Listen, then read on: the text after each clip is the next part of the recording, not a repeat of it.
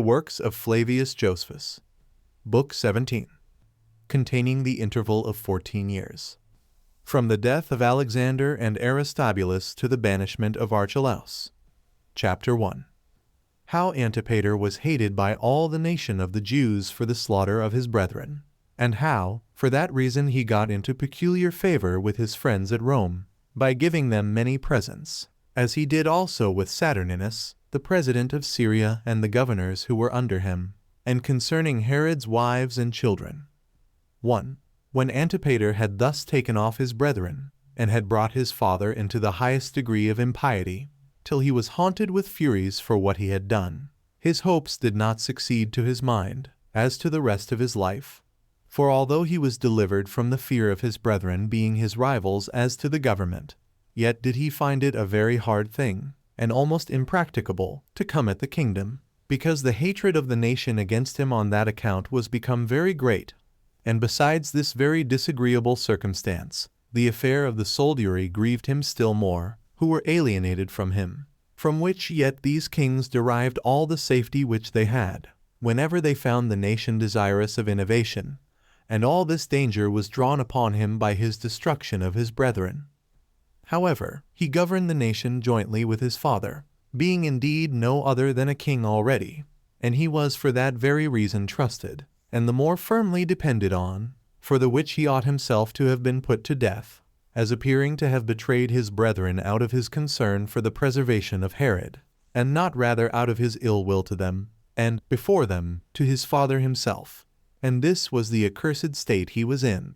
Now all Antipater's contrivances tended to make his way to take off Herod, that he might have nobody to accuse him in the vile practices he was devising, and that Herod might have no refuge, nor any to afford him their assistance, since they must thereby have Antipater for their open enemy, insomuch that the very plots he had laid against his brethren were occasioned by the hatred he bore his father. But at this time he was more than ever set upon the execution of his attempts against Herod, because if he were once dead, the government would now be firmly secured to him. But if he were suffered to live any longer, he should be in danger, upon a discovery of that wickedness of which he had been the contriver, and his father would of necessity then become his enemy. And on this account it was that he became very bountiful to his father's friends, and bestowed great sums on several of them, in order to surprise men with his good deeds, and take off their hatred against him. And he sent great presents to his friends at Rome particularly, to gain their good will, and above all to Saturninus, the president of Syria. He also hoped to gain the favor of Saturninus's brother with the large presents he bestowed on him, as also he used the same art to Salome the king's sister, who had married one of Herod's chief friends. And when he counterfeited friendship to those with whom he conversed, he was very subtle in gaining their belief, and very cunning to hide his hatred against any that he really did hate. But he could not impose upon his aunt, who understood him of a long time, and was a woman not easily to be deluded, especially while she had already used all possible caution in preventing his pernicious designs. Although Antipater's uncle by the mother's side was married to her daughter, and this by his own connivance and management, while she had before been married to Aristobulus, and while Salome's other daughter by that husband was married to the son of Callias, yet that marriage was no obstacle to her, who knew how wicked he was, in her discovering his designs, as her former kindred to him could not prevent her hatred of him. Now Herod had compelled Salome, while she was in love with Silius the Arabian, and had taken a fondness for him, to marry Alexis, which match was by her submitted to at the instance of Julia, who persuaded Salome not to refuse it, lest she should herself be their open enemy, since Herod had sworn that he would never be friends with Salome if she would not accept of Alexis for her husband. So she submitted to Julia as being Caesar's wife, and besides that, she advised her to nothing but what was very much for her own advantage. At this time also it was that Herod sent back King Archelaus's daughter, who had been Alexander's wife, to her father, returning the portion he had with her out of his own estate, that there might be no dispute between them about it. 2. Now Herod brought up his sons' children with great care, for Alexander had 2 sons by Glaphyra, And Aristobulus had 3 sons by Bernice, Salamis' daughter, and 2 daughters. And as his friends were once with him, he presented the children before them. And deploring the hard fortune of his own sons, he prayed that no such ill fortune would befall these who were their children, but that they might improve in virtue, and obtain what they justly deserved, and might make him amends for his care of their education. He also caused them to be betrothed against they should come to the proper age of marriage. The elder of Alexander's sons to Pheroras's daughter, and Antipater's daughter to Aristobulus's eldest son. He also allotted one of Aristobulus's daughters to Antipater's son, and Aristobulus's other daughter to Herod, a son of his own, who was born to him by the high priest's daughter. For it is the ancient practice among us to have many wives at the same time. Now the king made these espousals for the children, out of commiseration of them, now they were fatherless, as endeavoring to render Antipater kind to them by these intermarriages. But Antipater did not fail to bear the same temper of mind to his brother's children, which he had borne to his brothers themselves. And his father's concern about them provoked his indignation against them upon this supposal, that they would become greater than ever his brothers had been. While Archelaus, a king, would support his daughter's sons, and Pheroras, a tetrarch, would accept of one of the daughters as a wife to his son. What provoked him also was this, that all the multitude would so commiserate these fatherless children, and so hate him for making them fatherless, that all would come out, since they were no strangers to his vile disposition towards his brethren. He contrived, therefore, to overturn his father's settlements, as thinking it a terrible thing that they should be so related to him, and be so powerful withal. So Herod yielded to him, and changed his resolution at his entreaty. And the determination now was, that Antipater himself should marry Aristobulus's daughter, and Antipater's son should marry Pheroras's daughter. So the espousals for the marriages were changed after this manner, even without the king's real approbation. 3. Now Herod the king had at this time 9 wives, one of them Antipater's mother, and another the high priest's daughter, by whom he had a son of his own name. He had also one who was his brother's daughter, and another his sister's daughter, which two had no children. One of his wives also was of the Samaritan nation, whose sons were Antipas and Archelaus, and whose daughter was Olympias, which daughter was afterward married to Joseph, the king's brother's son. But Archelaus and Antipas were brought up with a certain private man at Rome. Herod had also to wife Cleopatra of Jerusalem, and by her he had his sons Herod and Philip, which last was also brought up at Rome. Pallas also was one of his wives, which bare him his son Phasaelus. And besides these, he had for his wives Phaedra and Eunuphis, by whom he had his daughters Roxana and Salome. As for his elder daughters by the same mother with Alexander and Aristobulus, and whom Pheroras neglected to marry, he gave the one in marriage to Antipater, the king's sister's son, and the other to Phasaelus, his brother's son. And this was the posterity of Herod. Chapter 2. Concerning Zamanis, the Babylonian Jew, concerning the plots laid by Antipater against his father, and somewhat about the Pharisees. 1.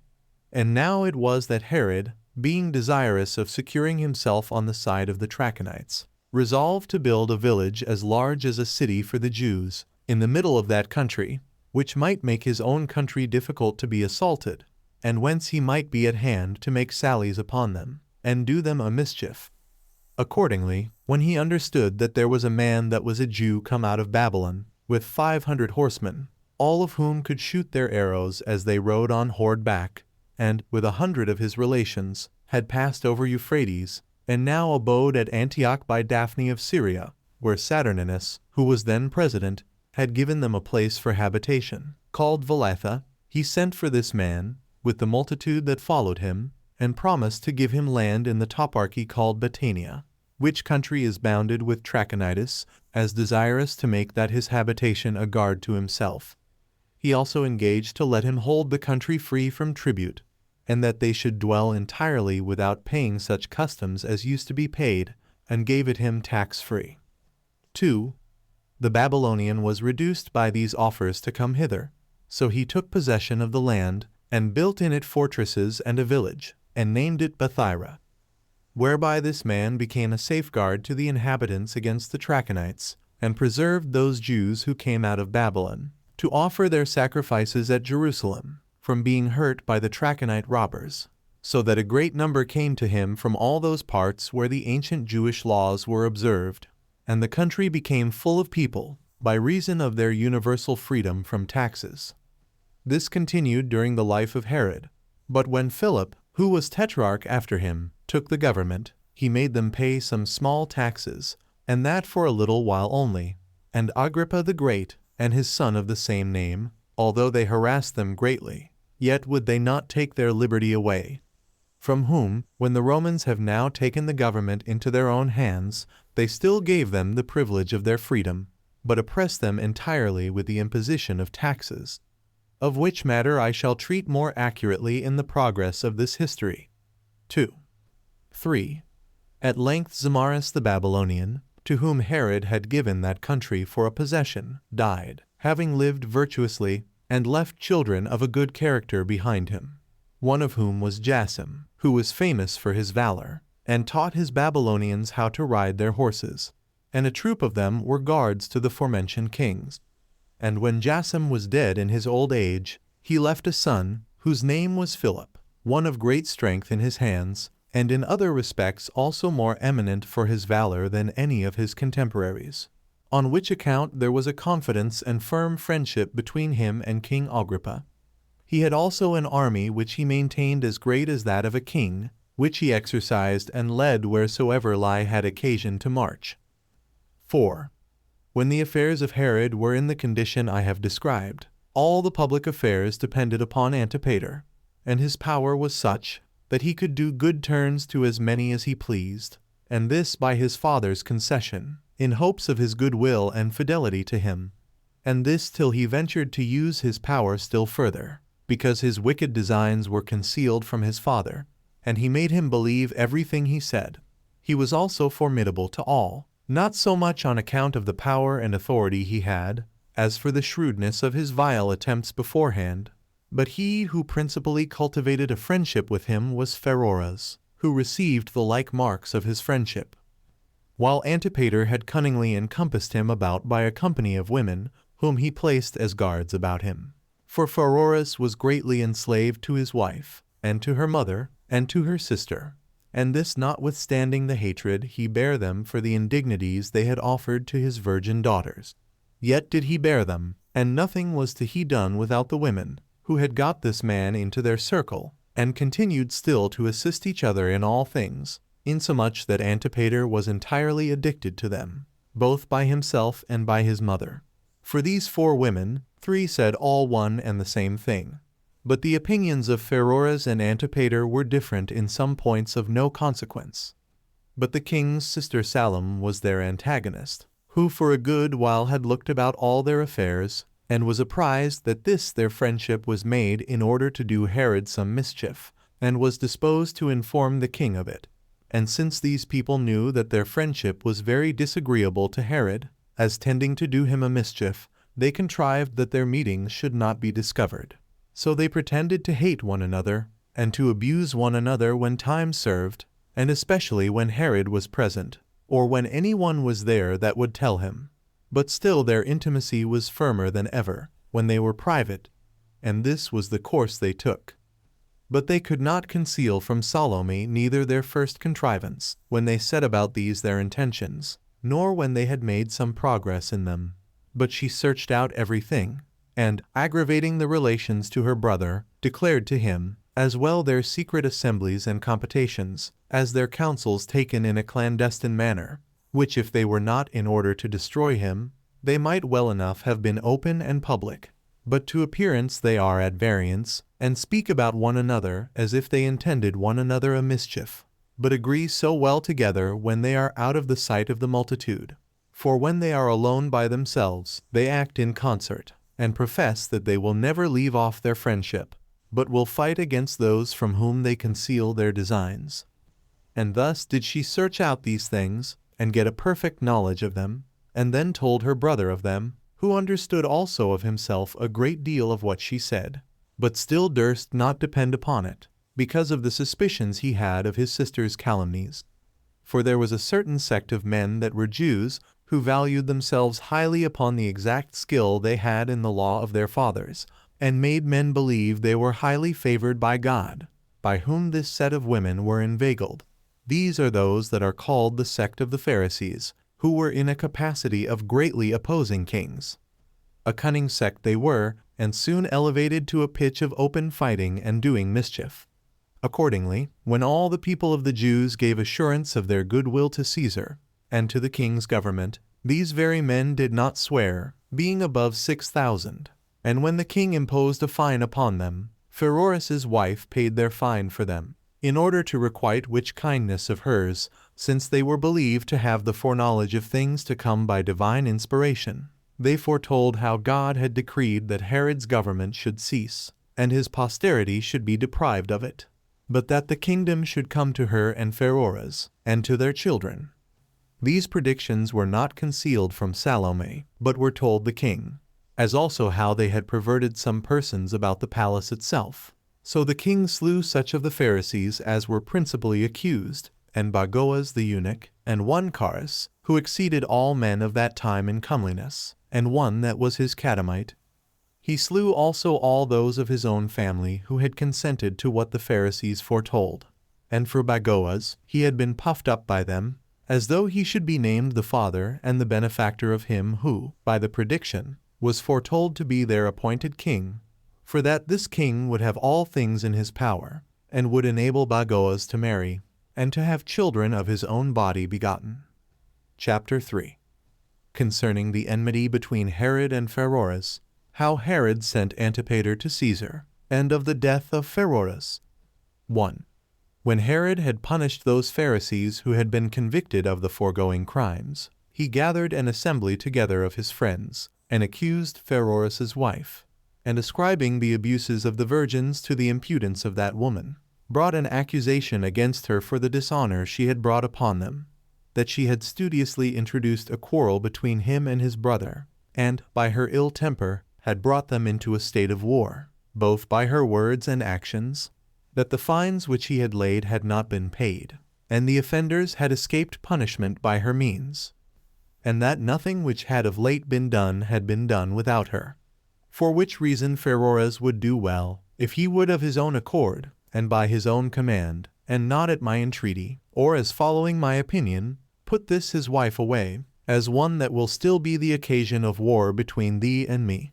And now, Pheroras, if thou valuest thy relation to me, put this wife of thine away. For by this means thou wilt continue to be a brother to me, and wilt abide in thy love to me.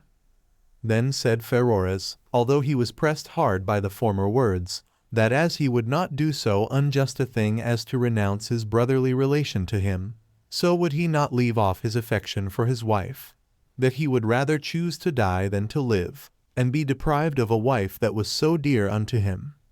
Hereupon Herod put off his anger against Pheroras on these accounts, although he himself thereby underwent a very uneasy punishment. However, he forbade Antipater and his mother to have any conversation with Pheroras, and bid them to take care to avoid the assemblies of the women, which they promised to do, but still got together when occasion served, and both Pheroras and Antipater had their own merry meetings. The report went also that Antipater had criminal conversation with Pheroras's wife, and that they were brought together by Antipater's mother. 2. But Antipater had now a suspicion of his father, and was afraid that the effects of his hatred to him might increase. So he wrote to his friends at Rome, and bid them to send to Herod, that he would immediately send Antipater to Caesar, which when it was done, Herod sent Antipater thither, and sent most noble presents along with him, as also his testament, wherein Antipater was appointed to be his successor, and that if Antipater should die first, his son Herod Philip by the high priest's daughter should succeed. And, together with Antipater, there went to Rome Silius the Arabian, although he had done nothing of all that Caesar had enjoined him. Antipater also accused him of the same crimes of which he had been formerly accused by Herod. Silius was also accused by Aretas, that without his consent he had slain many of the chief of the Arabians at Petra, and particularly Somus, a man that deserved to be honored by all men, and that he had slain Fabatus, a servant of Caesar. These were the things of which Silius was accused, and that on the occasion following. There was one Corinthus, belonging to Herod, of the guards of the king's body, and one who was greatly trusted by him. Silius had persuaded this man with the offer of a great sum of money to kill Herod, and he had promised to do it. When Fabatus had been made acquainted with this, for Silius had himself told him of it, he informed the king of it, who caught Corinthus and put him to the torture, and thereby got out of him the whole conspiracy.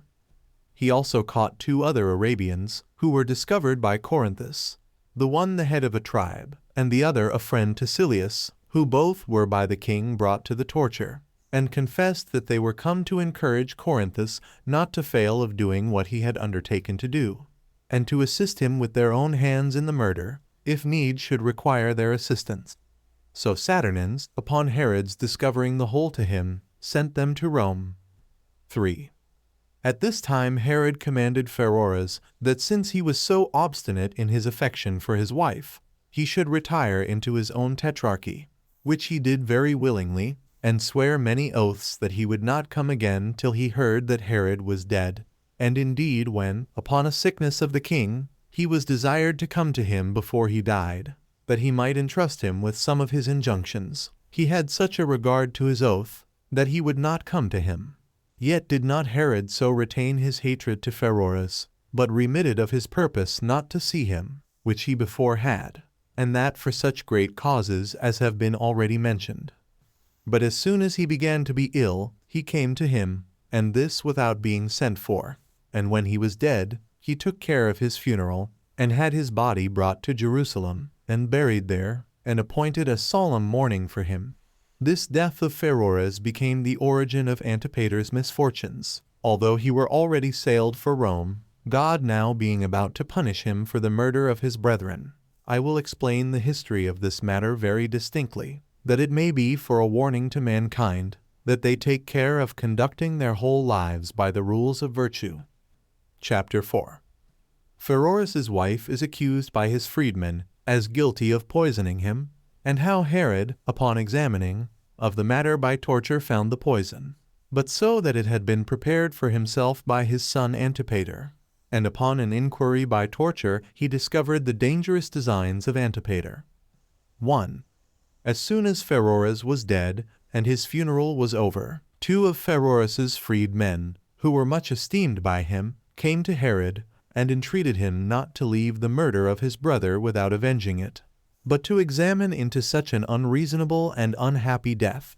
When he was moved with these words, for they seemed to him to be true, they said that Pheroras supped with his wife the day before he fell sick, and that a certain potion was brought him in such a sort of food as he was not used to eat, but that when he had eaten, he died of it, that this potion was brought out of Arabia by a woman, under pretense indeed as a love potion, for that was its name, but in reality to kill Pheroras. For that the Arabian women are skillful in making such poisons, and the woman to whom they ascribed this was confessedly a most intimate friend of one of Silius's mistresses, and that both the mother and the sister of Pheroras's wife had been at the places where she lived, and had persuaded her to sell them this potion, and had come back and brought it with them the day before that his supper. Hereupon the king was provoked, and put the women slaves to the torture, and some that were free with them. And as the fact did not yet appear, because none of them would confess it, at length one of them, under the utmost agonies, said no more but this, that she prayed that God would send the like agonies upon Antipater's mother, who had been the occasion of these miseries to all of them. This prayer induced Herod to increase the women's tortures, till thereby all was discovered, their merry meetings, their secret assemblies, and the disclosing of what he had said to his son alone unto Pheroras's 4 women. Now what Herod had charged Antipater to conceal was the gift of 100 talents to him not to have any conversation with Pheroras, and what hatred he bore to his father, and that he complained to his mother how very long his father lived, and that he was himself almost an old man, insomuch that if the kingdom should come to him, it would not afford him any great pleasure, and that there were a great many of his brothers, or brothers' children, bringing up, that might have hopes of the kingdom as well as himself, all which made his own hopes of it uncertain. For that even now, if he should himself not live, Herod had ordained that the government should be conferred, not on his son, but rather on a brother. He also had accused the king of great barbarity, and of the slaughter of his sons, and that it was out of the fear he was under, lest he should do the like to him, that made him contrive this his journey to Rome, and Pheroras contrived to go to his own tetrarchy. 5. 2. These confessions agreed with what his sister had told him, and tended greatly to corroborate her testimony, and to free her from the suspicion of her unfaithfulness to him. So the king, having satisfied himself of the spite which Doris, Antipater's mother, as well as himself, bore to him, took away from her all her fine ornaments, which were worth many talents, and then sent her away, and entered into friendship with Pheroras's women. But he who most of all irritated the king against his son was one Antipater, the procurator of Antipater the king's son, who, when he was tortured, among other things, said that Antipater had prepared a deadly potion, and given it to Pheroras, with his desire that he would give it to his father during his absence, and when he was too remote to have the least suspicion cast upon him thereto relating. That Antiphilus, one of Antipater's friends, brought that potion out of Egypt, and that it was sent to Pheroras by Thendion, the brother of the mother of Antipater, the king's son, and by that means came to Pheroras's wife, her husband having given it her to keep. And when the king asked her about it, she confessed it. And as she was running to fetch it, she threw herself down from the housetop. Yet did she not kill herself, because she fell upon her feet.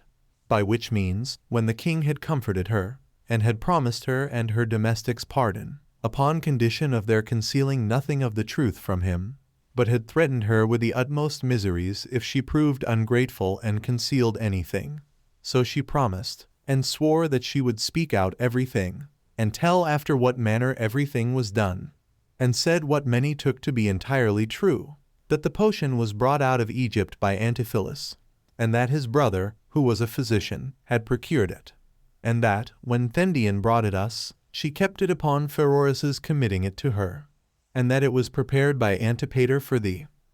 When, therefore, Pheroras was fallen sick, and thou camest to him and tookest care of him, and when he saw the kindness thou hadst for him, his mind was overborne thereby. So he called me to him, and said to me, O woman, Antipater hath circumvented me in this affair of his father and my brother, by persuading me to have a murderous intention to him, and procuring a potion to be subservient thereto. Do thou, therefore, go and fetch my potion, since my brother appears to have still the same virtuous disposition towards me which he had formerly, and I do not expect to live long myself, and that I may not defile my forefathers by the murder of a brother, and burn it before my face. That accordingly she immediately brought it, and did as her husband bade her, and that she burnt the greatest part of the potion, but that a little of it was left, that if the king, after Pheroras's death, should treat her ill, she might poison herself, and thereby get clear of her miseries. Upon her saying thus, she brought out the potion, and the box in which it was, before them all. Nay, there was another brother of Antiphilus, and his mother also, who, by the extremity of pain and torture, confessed the same things, and owned the box to be that which had been brought out of Egypt. The high priest's daughter also, who was the king's wife, was accused to have been conscious of all this, and had resolved to conceal it, for which reason Herod divorced her, and blotted her son out of his testament, wherein he had been mentioned as one that was to reign after him. And he took the high priesthood away from his father-in-law, Simon the son of Boethus, and appointed Matthias the son of Theophilus, who was born at Jerusalem, to be high priest in his room. 3. While this was doing, Bathyllus also, Antipater's freed man, came from Rome, and, upon the torture, was found to have brought another potion, to give it into the hands of Antipater's mother, and of Pheroras, that if the former potion did not operate upon the king, this at least might carry him off. There came also letters from Herod's friends at Rome, by the approbation and at the suggestion of Antipater, to accuse Archelaus and Philip, as if they calumniated their father on account of the slaughter of Alexander and Aristobulus, and as if they commiserated their deaths, and as if, because they were sent for home, for their father had already recalled them. They concluded they were themselves also to be destroyed. These letters had been procured by great rewards by Antipater's friends, but Antipater himself wrote to his father about them, and laid the heaviest things to their charge. Yet did he entirely excuse them of any guilt, and said they were but young men, and so imputed their words to their youth. But he said that he had himself been very busy in the affair relating to Silius, and in getting interest among the great men, and on that account had bought splendid ornaments to present them withal, which cost him 200 talents. Now one may wonder how it came about, that while so many accusations were laid against him in Judea during 7 months before this time, he was not made acquainted with any of them. The causes of which were, that the roads were exactly guarded, and that men hated Antipater, for there was nobody who would run any hazard himself to gain him any advantages. Chapter 5. Antipater's navigation from Rome to his father, and how he was accused by Nicolaus of Damascus and condemned to die by his father, and by Quintilius Varus, who was then president of Syria, and how he was then bound till Caesar should be informed of his cause. 1. Now Herod, upon Antipater's writing to him, that having done all that he was to do, and this in the manner he was to do it, he would suddenly come to him, concealed his anger against him, and wrote back to him, and bid him not delay his journey, lest any harm should befall himself in his absence. At the same time also he made some little complaint about his mother, but promised that he would lay those complaints aside when he should return.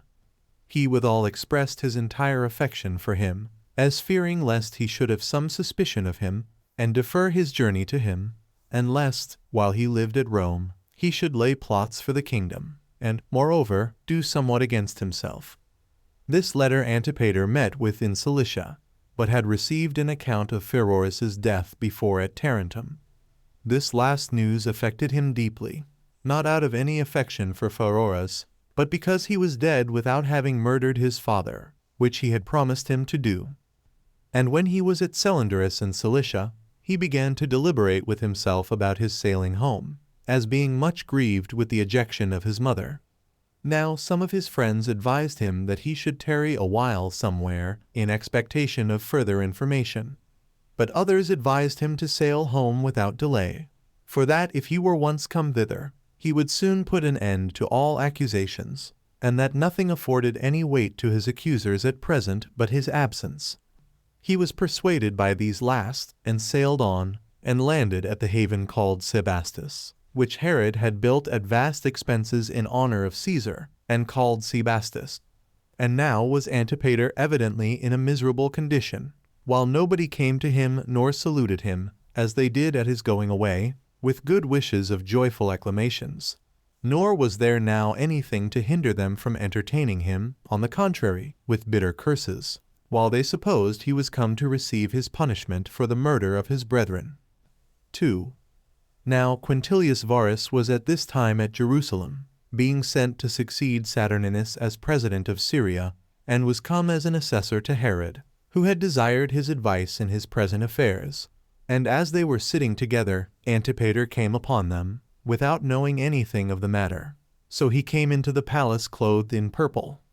The porters indeed received him in, but excluded his friends, and now he was in great disorder, and presently understood the condition he was in, while, upon his going to salute his father, he was repulsed by him, who called him a murderer of his brethren, and a plotter of destruction against himself, and told him that Varus should be his auditor and his judge the very next day. So he found that what misfortunes he now heard of were already upon him, with the greatness of which he went away in confusion. Upon which his mother and his wife met him, which wife was the daughter of Antigonus, who was king of the Jews before Herod, from whom he learned all circumstances which concerned him, and then prepared himself for his trial. 3. On the next day Varus and the king sat together in judgment, and both their friends were also called in, as also the king's relations, with his sister Salome, and as many as could discover anything, and such as had been tortured. And besides these, some slaves of Antipater's mother, who were taken up a little before Antipater's coming, and brought with them a written letter, the sum of which was this: that he should not come back, because all was come to his father's knowledge, and that Caesar was the only refuge he had left to prevent both his and her delivery into his father's hands. Then did Antipater fall down at his father's feet, and besought him not to prejudge his cause, but that he might be first heard by his father, and that his father would keep himself unprejudiced. So Herod ordered him to be brought into the midst, and then lamented himself about his children, from whom he had suffered such great misfortunes. And because Antipater fell upon him in his old age, he also reckoned up what maintenance and what education he had given them, and what seasonable supplies of wealth he had afforded them, according to their own desires, none of which favors had hindered them from contriving against him, and from bringing his very life into danger, in order to gain his kingdom, after an impious manner, by taking away his life before the course of nature, their father's wishes, or justice required that that kingdom should come to them. And that he wondered what hopes could elevate Antipater to such a pass as to be hardy enough to attempt such things, that he had by his testament in writing declared him his successor in the government. And while he was alive, he was in no respect inferior to him, either in his illustrious dignity, or in power and authority, he having no less than 50 talents for his yearly income, and had received for his journey to Rome no fewer than 30 talents. He also objected to him the case of his brethren whom he had accused, and if they were guilty, he had imitated their example, and if not, he had brought him groundless accusations against his near relations, for that he had been acquainted with all those things by him, and by nobody else, and had done what was done by his approbation, and whom he now absolved from all that was criminal, by becoming the inheritor of the guilt of such their parricide. 4. When Herod had thus spoken, he fell a-weeping, and was not able to say any more.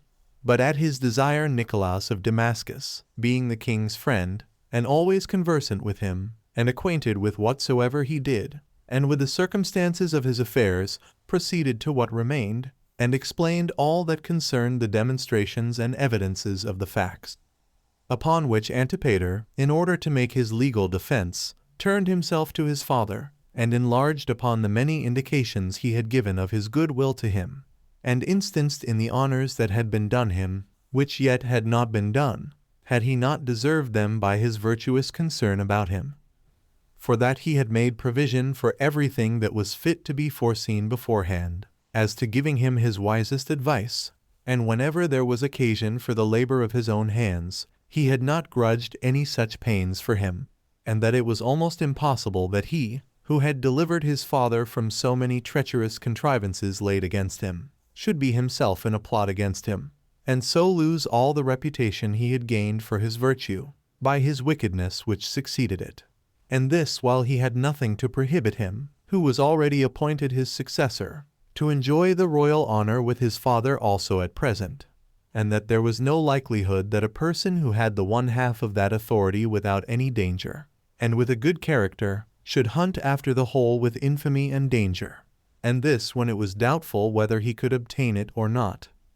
And when he saw the sad example of his brethren before him, and was both the informer and the accuser against them, at a time when they might not otherwise have been discovered, nay, was the author of the punishment inflicted upon them, when it appeared evidently that they were guilty of a wicked attempt against their father, and that even the contentions there were in the king's family were indications that he had ever managed affairs out of the sincerest affection to his father. And as to what he had done at Rome, Caesar was a witness thereto, who yet was no more to be imposed upon than God himself, of whose opinions his letters sent hither are sufficient evidence, and that it was not reasonable to prefer the calumnies of such as proposed to raise disturbances before those letters, the greatest part of which calumnies had been raised during his absence, which gave scope to his enemies to forge them, which they had not been able to do if he had been there. Moreover, he showed the weakness of the evidence obtained by torture, which was commonly false, because the distress men are in under such tortures naturally obliges them to say many things in order to please those that govern them. He also offered himself to the torture. 5. Hereupon there was a change observed in the assembly, while they greatly pitied Antipater, who by weeping and putting on a countenance suitable to his sad case made them commiserate the same, insomuch that his very enemies were moved to compassion. And it appeared plainly that Herod himself was affected in his own mind, although he was not willing it should be taken notice of. Then did Nicolaus begin to prosecute what the king had begun, and that with great bitterness, and summed up all the evidence which arose from the tortures, or from the testimonies. He principally and largely cried up the king's virtues, which he had exhibited in the maintenance and education of his sons, while he never could gain any advantage thereby, but still fell from one misfortune to another. Although he owned that he was not so much surprised with that thoughtless behavior of his former sons, who were but young, and were besides corrupted by wicked counselors, who were the occasion of their wiping out of their minds the righteous dictates of nature, and this out of a desire of coming to the government sooner than they ought to do. Yet that he could not but justly stand amazed at the horrid wickedness of Antipater, who, although he had not only had great benefits bestowed on him by his father, enough to tame his reason, yet could not be more tamed than the most envenomed serpents, whereas even those creatures admit of some mitigation, and will not bite their benefactors, while Antipater hath not let the misfortunes of his brethren be any hindrance to him, but he hath gone on to imitate their barbarity notwithstanding. Yet wast thou, O Antipater, as thou hast thyself confessed, the informer as to what wicked actions they had done, and the searcher out of the evidence against them, and the author of the punishment they underwent upon their detection. Nor do we say this as accusing thee for being so zealous in thy anger against them, but are astonished at thy endeavors to imitate their profligate behavior. And we discover thereby that thou didst not act thus for the safety of thy father, but for the destruction of thy brethren, that by such outside hatred of their impiety thou mightest be believed a lover of thy father, and mightest thereby get thee power enough to do mischief with the greatest impunity, which design thy actions indeed demonstrate. It is true, thou tookest thy brethren off, because thou didst convict theft of their wicked designs, but thou didst not yield up to justice those who were their partners, and thereby didst make it evident to all men that thou madest a covenant with them against thy father, when thou chosest to be the accuser of thy brethren, as desirous to gain to thyself alone this advantage of laying plots to kill thy father, and so to enjoy double pleasure, which is truly worthy of thy evil disposition, which thou hast openly showed against thy brethren. On which account thou didst rejoice, as having done a most famous exploit, nor was that behavior unworthy of thee. But if thy intention were otherwise, thou art worse than they. While thou didst contrive to hide thy treachery against thy father, thou didst hate them, not as plotters against thy father, for in that case thou hadst not thyself fallen upon the like crime, but as successors of his dominions, and more worthy of that succession than thyself. Thou wouldst kill thy father after thy brethren, lest thy lies raised against them might be detected, and lest thou shouldst suffer what punishment thou hadst deserved. Thou hadst a mind to exact that punishment of thy unhappy father, and didst devise such a sort of uncommon parricide as the world never yet saw. For thou who art his son didst not only lay a treacherous design against thy father, and didst it while he loved thee, and had been thy benefactor, had made thee in reality his partner in the kingdom, and had openly declared thee his successor, while thou wast not forbidden to taste the sweetness of authority already, and hadst the firm hope of what was future by thy father's determination, and the security of a written testament. But, for certain, thou didst not measure these things according to thy father's various disposition, but according to thy own thoughts and inclinations, and was desirous to take the part that remained away from thy too indulgent father, and soughtest to destroy him with thy deeds, whom thou in words pretendedst to preserve. Nor wast thou content to be wicked thyself, but thou filledst thy mother's head with thy devices, and raised disturbances among thy brethren, and hadst the boldness to call thy father a wild beast, while thou hadst thyself a mind more cruel than any serpent, whence thou sentest out that poison among thy nearest kindred and greatest benefactors, and invitest them to assist thee and guard thee, and didst hedge thyself in on all sides, by the artifices of both men and women, against an old man, as though that mind of thine was not sufficient of itself to support so great a hatred as thou baredst to him. and here thou appearest, after the tortures of free men, of domestics, of men and women, which have been examined on thy account, and after the informations of thy fellow conspirators, as making haste to contradict the truth, and haste thought on ways not only how to take thy father out of the world, but to disannul that written law which is against thee, and the virtue of Varus, and the nature of justice. Nay, such is that impudence of thine on which thou confidest, that thou desirest to be put to the torture thyself, while thou allegest that the tortures of those already examined thereby have made them tell lies, that those that have been the deliverers of thy father may not be allowed to have spoken the truth, but that thy tortures may be esteemed the discoverers of truth. Wilt not thou, O Varus, deliver the king from the injuries of his kindred? Wilt not thou destroy this wicked wild beast, which hath pretended kindness to his father, in order to destroy his brethren, while yet he is himself alone ready to carry off the kingdom immediately, and appears to be the most bloody butcher to him of them all? For thou art sensible that parricide is a general injury both to nature and to common life, and that the intention of parricide is not inferior to its perpetration, and he who does not punish it is injurious to nature itself. 6.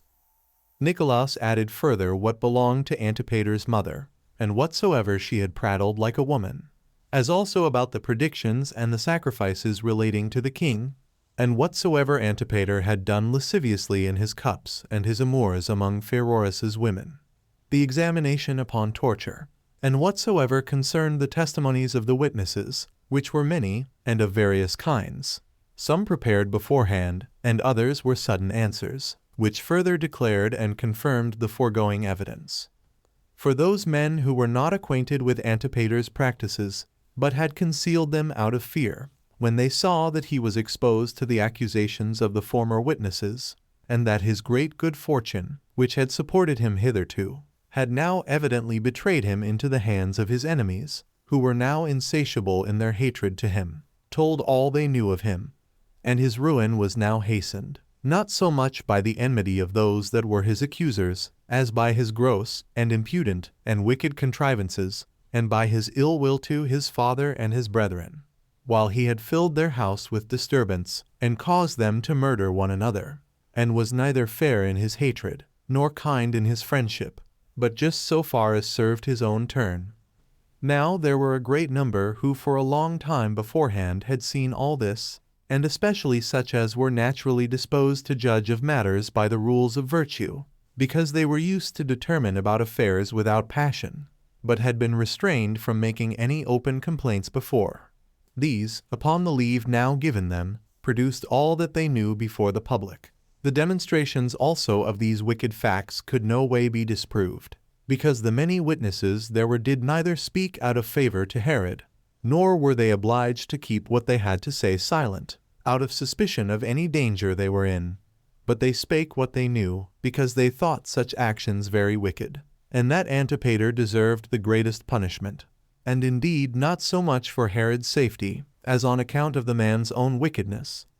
Many things were also said, and those by a great number of persons, who were no way obliged to say them, insomuch that Antipater, who used generally to be very shrewd in his lies and impudence, was not able to say one word to the contrary. When Nicolaus had left off speaking, and had produced the evidence, Varus bid Antipater to betake himself to the making his defense, if he had prepared anything whereby it might appear that he was not guilty of the crimes he was accused of.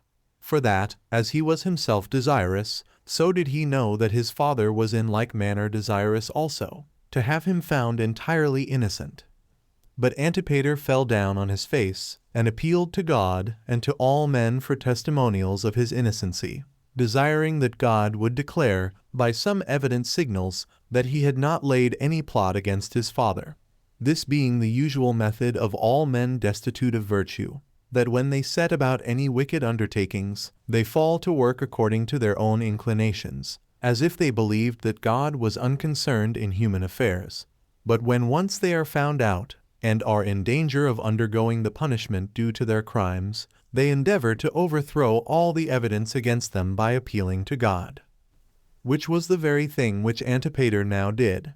For whereas he had done everything as if there were no God in the world, when he was on all sides distressed by justice, and when he had no other advantage to expect from any legal proofs, by which he might disprove the accusations laid against him, he impudently abused the majesty of God, and ascribed it to his power that he had been preserved hitherto, and produced before them all what difficulties he had ever undergone in his bold acting for his father's preservation. 7. So when Varus, upon asking Antipater what he had to say for himself, found that he had nothing to say besides his appeal to God, and saw that there was no end of that, he bid them bring the potion before the court, that he might see what virtue still remained in it. And when it was brought, and one that was condemned to die had drank it by Varus's command, he died presently. Then Varus got up, and departed out of the court, and went away the day following to Antioch, where his usual residence was, because that was the palace of the Syrians, upon which Herod laid his son in bonds. But what were Varus's discourses to Herod was not known to the generality, and upon what words it was that he went away, though it was also generally supposed that whatsoever Herod did afterward about his son was done with his approbation. But when Herod had bound his son, he sent letters to Rome to Caesar about him, and such messengers withal as should, by word of mouth, inform Caesar of Antipater's wickedness.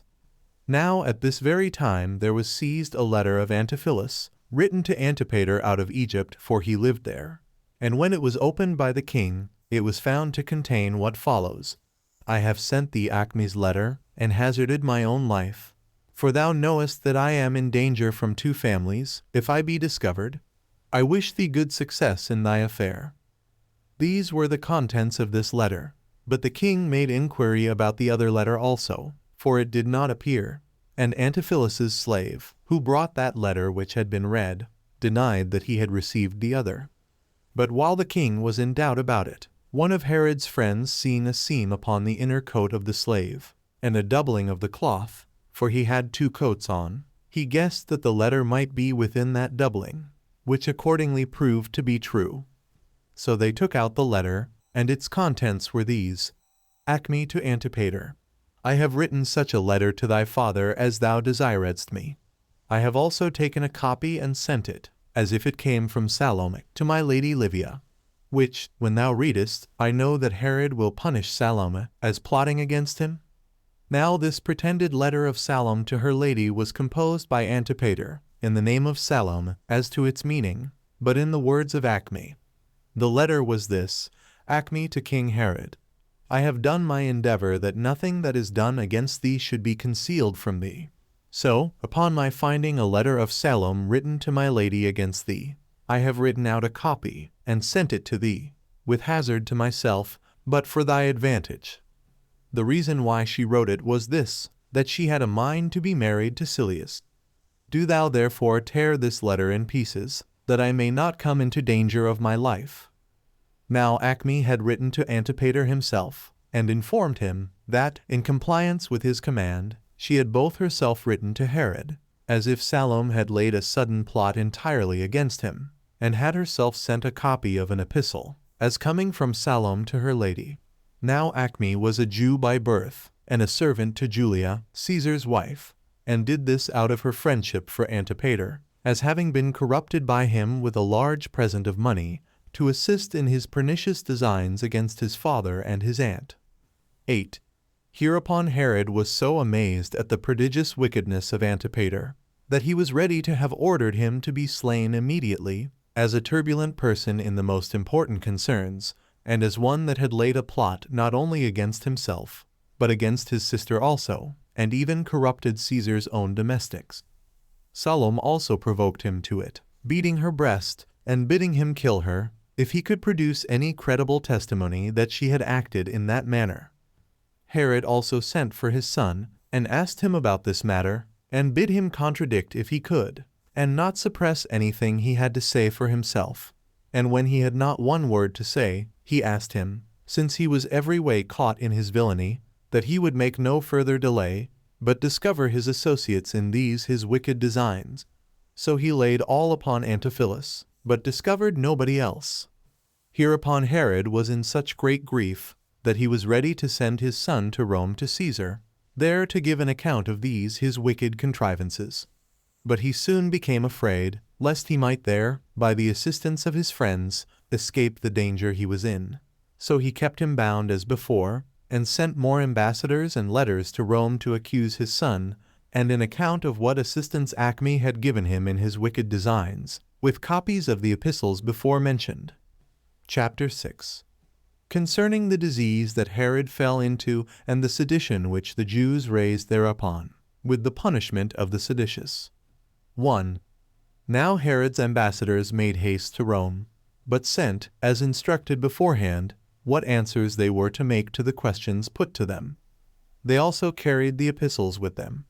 But Herod now fell into a distemper, and made his will, and bequeathed his kingdom to Antipas, his youngest son, and this out of that hatred to Archelaus and Philip, which the calumnies of Antipater had raised against them. He also bequeathed 1,000 talents to Caesar, and 500 to Julia, Caesar's wife, to Caesar's children, and friends and freedmen. He also distributed among his sons and their sons his money, his revenues, and his lands. He also made Salome his sister very rich, because she had continued faithful to him in all his circumstances, and was never so rash as to do him any harm. And as he despaired of recovering, for he was about the 70th year of his age, he grew fierce, and indulged the bitterest anger upon all occasions. The cause whereof was this, that he thought himself despised, and that the nation was pleased with his misfortunes. Besides which, he resented a sedition which some of the lower sort of men excited against him, the occasion of which was as follows. 2. There was one Judas, the son of Serapius, and Matthias, the son of Margalothus, two of the most eloquent men among the Jews, and the most celebrated interpreters of the Jewish laws, and men well beloved by the people, because of their education of their youth. For all those that were studious of virtue frequented their lectures every day.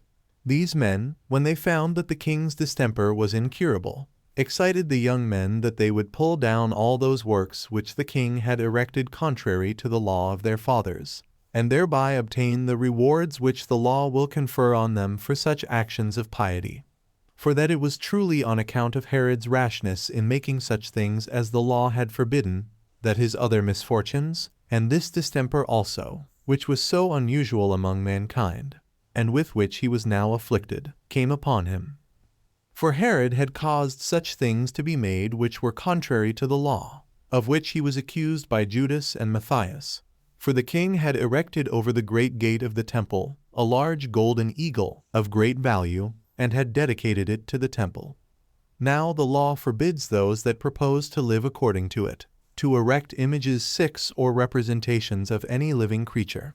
So these wise men persuaded their scholars to pull down the golden eagle, alleging that although they should incur any danger, which might bring them to their deaths, the virtue of the action now proposed to them would appear much more advantageous to them than the pleasures of life, since they would die for the preservation and observation of the law of their fathers, since they would also acquire an everlasting fame and commendation, since they would be both commended by the present generation, and leave an example of life that would never be forgotten to posterity, since that common calamity of dying cannot be avoided by our living so as to escape any such dangers, that therefore it is a right thing for those who are in love with a virtuous conduct, to wait for that fatal hour by such behavior as may carry them out of the world with praise and honor, and that this will alleviate death to a great degree, thus to come at it by the performance of brave actions, which bring us into danger of it, and at the same time to leave that reputation behind them to their children,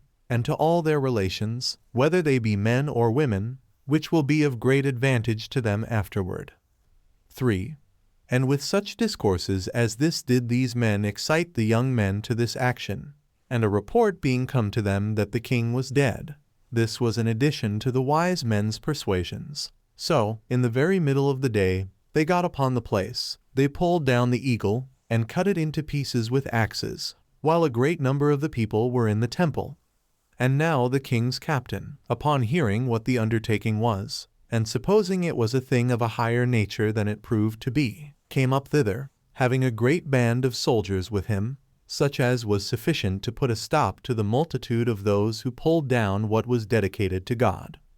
So he fell upon them unexpectedly, and as they were upon this bold attempt, in a foolish presumption rather than a cautious circumspection, as is usual with the multitude, and while they were in disorder, and incautious of what was for their advantage, so he caught no fewer than 40 of the young men, who had the courage to stay behind when the rest ran away, together with the authors of this bold attempt, Judas and Matthias, who thought it an ignominious thing to retire upon his approach, and led them to the king. And when they were come to the king, and he asked them if they had been so bold as to pull down what he had dedicated to God. Yes, said they, what was contrived we contrived, and what hath been performed we performed it, and that with such a virtuous courage as becomes men. For we have given our assistance to those things which were dedicated to the majesty of God, and we have provided for what we have learned by hearing the law, and it ought not to be wondered at, if we esteem those laws which Moses had suggested to him, and were taught him by God, and which he wrote and left behind him, more worthy of observation than thy commands. Accordingly we will undergo death, and all sorts of punishments which thou canst inflict upon us, with pleasure, since we are conscious to ourselves that we shall die, not for any unrighteous actions, but for our love to religion. And thus they all said, and their courage was still equal to their profession, and equal to that with which they readily set about this undertaking. And when the king had ordered them to be bound, he sent them to Jericho, and called together the principal men among the Jews. And when they were come, he made them assemble in the theater, and because he could not himself stand, he lay upon a couch, and enumerated the many labors that he had long endured on their account, and his building of the temple, and what a vast charge that was to him. While the Asamoneans, during the 125 years of their government, had not been able to perform any so great a work for the honor of God as that was, that he had also adorned it with very valuable donations, on which account he hoped that he had left himself a memorial, and procured himself a reputation after his death. He then cried out, that these men had not abstained from affronting him, even in his lifetime, but that in the very daytime, and in the sight of the multitude, they had abused him to that degree, as to fall upon what he had dedicated, and in that way of abuse had pulled it down to the ground. They pretended, indeed, that they did it to affront him, but if any one consider the thing truly, they will find that they were guilty of sacrilege against God therein. 4. But the people, on account of Herod's barbarous temper, and for fear he should be so cruel and to inflict punishment on them, said what was done without their approbation, and that it seemed to them that the actors might well be punished for what they had done. But as for Herod, he dealt more mildly with others of the assembly, but he deprived Matthias of the high priesthood, as in part an occasion of this action, and made Josar, who was Matthias's wife's brother, high priest in his stead. Now it happened that during the time of the high priesthood of this Matthias, there was another person made high priest for a single day, that very day which the Jews observed as a fast. The occasion was this Matthias the high priest, on the night before that day when the fast was to be celebrated, seemed, in a dream, to have conversation with his wife. And because he could not officiate himself on that account, Joseph, the son of Elymas, his kinsman, assisted him in that sacred office. But Herod deprived this Matthias of the high priesthood, and burnt the other Matthias, who had raised the sedition, with his companions, alive. And that very night there was an eclipse of the moon. 8. 5. But now Herod's distemper greatly increased upon him after a severe manner, and this by God's judgment upon him for his sins. For a fire glowed in him slowly, which did not so much appear to the touch outwardly, as it augmented his pains inwardly. For it brought upon him a vehement appetite to eating, which he could not avoid to supply with one sort of food or other. His entrails were also exulcerated, and the chief violence of his pain lay on his colon. An aqueous and transparent liquor also had settled itself about his feet, and a like matter afflicted him at the bottom of his belly. Nay, further, his privy member was putrefied, and produced worms, and when he sat upright, he had a difficulty of breathing, which was very loathsome, on account of the stench of his breath, and the quickness of its returns. He had also convulsions in all parts of his body, which increased his strength to an insufferable degree. It was said by those who pretended to divine, and who were endued with wisdom to foretell such things, that God inflicted this punishment on the king on account of his great impiety. Yet was he still in hopes of recovering, though his afflictions seemed greater than any one could bear. He also sent for physicians, and did not refuse to follow what they prescribed for his assistance, and went beyond the river Jordan, and bathed himself in the warm baths that were at Calero, which, besides their other general virtues, were also fit to drink, which water runs into the lake called Asphaltiris. And when the physicians once thought fit to have him bathed in a vessel full of oil, it was supposed that he was just dying. But upon the lamentable cries of his domestics, he revived, and having no longer the least hopes of recovering, he gave order that every soldier should be paid 50 drachmae. And he also gave a great deal to their commanders, and to his friends, and came again to Jericho, where he grew so choleric that it brought him to do all things like a madman. And though he were near his death, he contrived the following wicked designs. He commanded that all the principal men of the entire Jewish nation, wheresoever they lived, should be called to him. Accordingly, they were a great number that came, because the whole nation was called, and all men heard of this call, and death was the penalty of such as should despise the epistles that were sent to call them. And now the king was in a wild rage against them all, the innocent as well as those that had afforded ground for accusations. And when they were come, he ordered them to be all shut up in the hippodrome. 9 And sent for his sister Salome, and her husband Alexis, and spake thus to them: I shall die in a little time, so great are my pains, which death ought to be cheerfully borne, and to be welcomed by all men. But what principally troubles me is this, that I shall die without being lamented, and without such mourning as men usually expect at a king's death. For that he was not unacquainted with the temper of the Jews, that his death would be a thing very desirable, and exceedingly acceptable to them, because during his lifetime they were ready to revolt from him, and to abuse the donations he had dedicated to God, that it therefore was their business to resolve to afford him some alleviation of his great sorrows on this occasion. For that if they do not refuse him their consent in what he desires, he shall have a great mourning at his funeral, and such as never had any king before him. For then the whole nation would mourn from their very soul, which otherwise would be done in sport and mockery only. He desired, therefore, that as soon as they see he hath given up the ghost, they shall place soldiers round the hippodrome, while they do not know that he is dead, and that they shall not declare his death to the multitude till this is done, but that they shall give orders to have those that are in custody shot with their darts, and that this slaughter of them all will cause that he shall not miss to rejoice on a double account, that as he is dying, they will make him secure that his will shall be executed in what he charges them to do, and that he shall have the honor of a memorable mourning at his funeral. So he deplored his condition, with tears in his eyes, and obtested them by the kindness due from them, as of his kindred, and by the faith they owed to God, and begged of them that they would not hinder him of this honorable mourning at his funeral. So they promised him not to transgress his commands. 6. Now any one may easily discover the temper of this man's mind, which not only took pleasure in doing what he had done formerly against his relations, out of the love of life, but by those commands of his which savored of no humanity, since he took care, when he was departing out of this life, that the whole nation should be put into mourning, and indeed made desolate of their dearest kindred, when he gave order that one out of every family should be slain, although they had done nothing that was unjust, or that was against him, nor were they accused of any other crimes, while it is usual for those who have any regard to virtue to lay aside their hatred at such a time, even with respect to those they justly esteemed their enemies. Chapter 7. Herod has thoughts of killing himself with his own hand, and a little afterwards he orders Antipater to be slain. 1.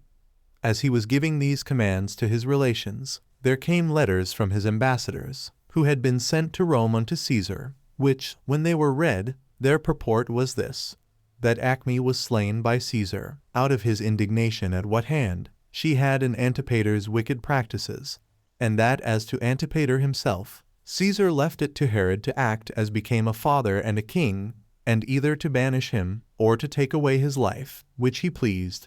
When Herod heard this, he was somewhat better, out of the pleasure he had from the contents of the letters, and was elevated at the death of Acme, and at the power that was given him over his son.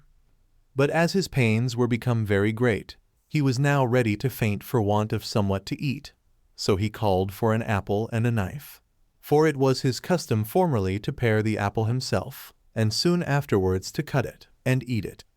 When he had got the knife, he looked about, and had a mind to stab himself with it. And he had done it, had not his first cousin, Josephus, prevented him, and held his hand, and cried out loudly. Whereupon a woeful lamentation echoed through the palace, and a great tumult was made, as if the king were dead.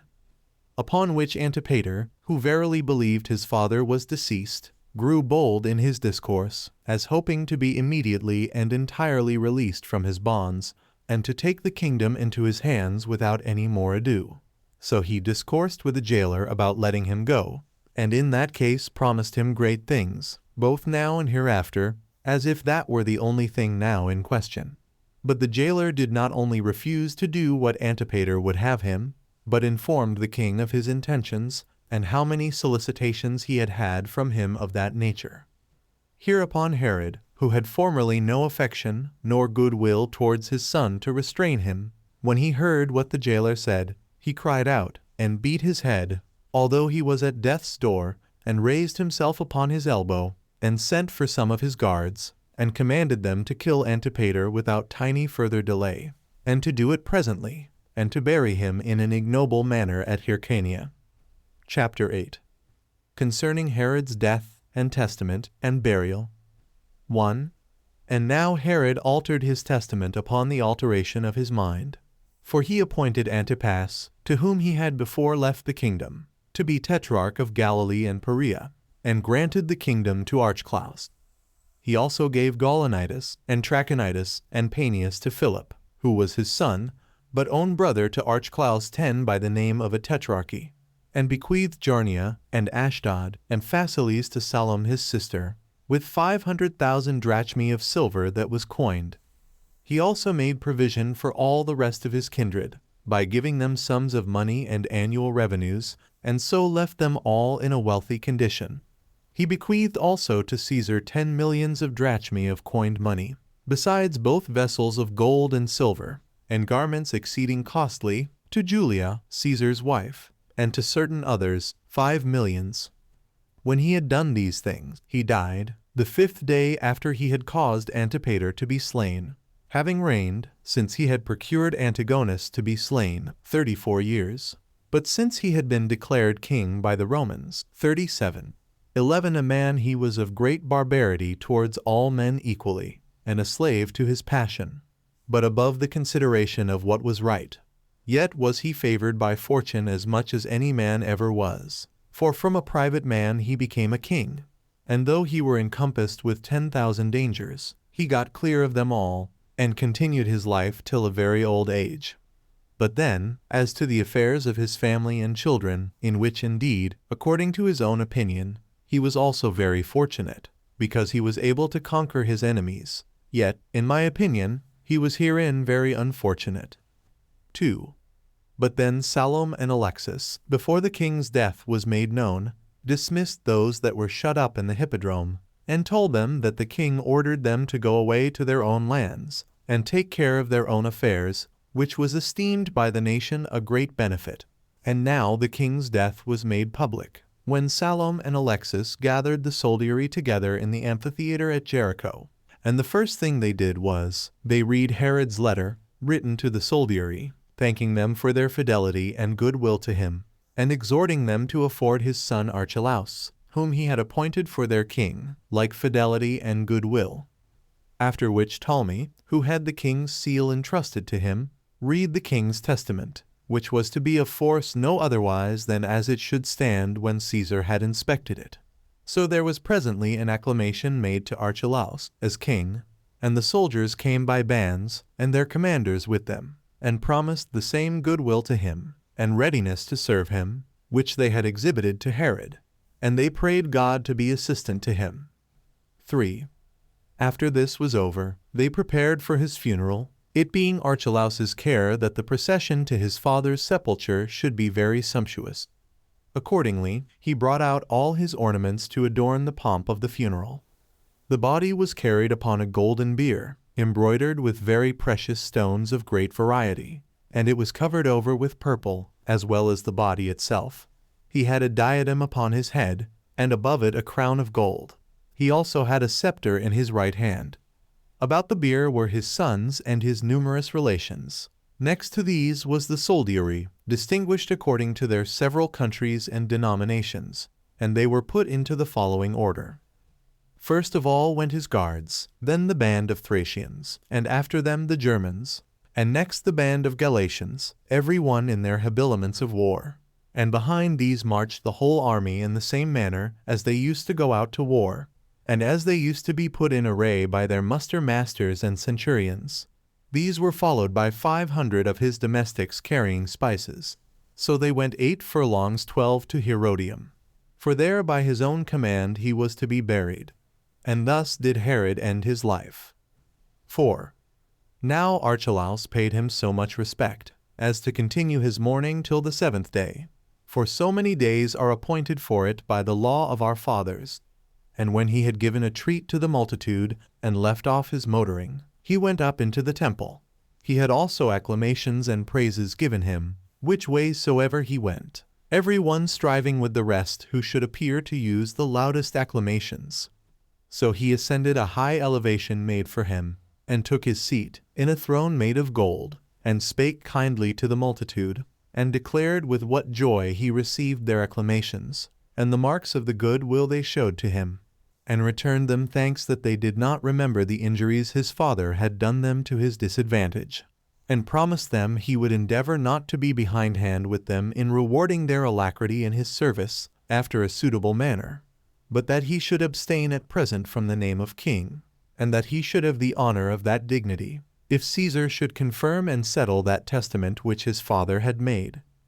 And that it was on this account, that when the army would have put the diadem on him at Jericho, he would not accept of that honor, which is usually so much desired, because it was not yet evident that he who was to be principally concerned in bestowing it would give it him, although, by his acceptance of the government, he should not want the ability of rewarding their kindness to him, and that it should be his endeavor, as to all things wherein they were concerned, to prove in every respect better than his father.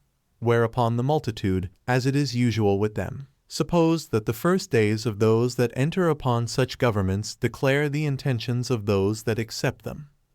And so by how much Archelaus spake the more gently and civilly to them, by so much did they more highly commend him, and made application to him for the grant of what they desired. Some made a clamor that he would ease them of some of their annual payments, but others desired him to release those that were put into prison by Herod, who were many, and had been put there at several times. Others of them required that he would take away those taxes which had been severely laid upon what was publicly sold and bought. So Archelaus contradicted them in nothing, since he pretended to do all things so as to get the good will of the multitude to him, as looking upon that good will to be a great step towards his preservation of the government. Hereupon he went and offered sacrifice to God, and then betook himself to feast with his friends. Chapter 9. How the people raised a sedition against Archelaus, and how he sailed to Rome. 1. At this time also it was that some of the Jews got together out of a desire of innovation. They lamented Matthias, and those that were slain with him by Herod, who had not any respect paid them by a funeral mourning, out of the fear men were in of that man. They were those who had been condemned for pulling down the golden eagle. The people made a great clamor and lamentation hereupon, and cast out some reproaches against the king also, as if that tended to alleviate the miseries of the deceased. The people assembled together, and desired of Archelaus, that, in way of revenge on their account, he would inflict punishment on those who had been honored by Herod, and that, in the first and principal place, he would deprive that high priest whom Herod had made, and would choose one more agreeable to the law, and of greater purity, to officiate as high priest. This was granted by Archelaus, although he was mightily offended at their importunity, because he proposed to himself to go to Rome immediately to look after Caesar's determination about him. However, he sent the general of his forces to use persuasions, and to tell them that the death which was inflicted on their friends was according to the law, and to represent to them that their petitions about these things were carried to a great height of injury to him, that the time was not now proper for such petitions, but required their unanimity until such time as he should be established in the government by the consent of Caesar, and should then be come back to them. For that he would then consult with them in common concerning the purport of their petitions, but that they ought at present to be quiet, lest they should seem seditious persons. 2. So when the king had suggested these things, and instructed his general in what he was to say, he sent him away to the people.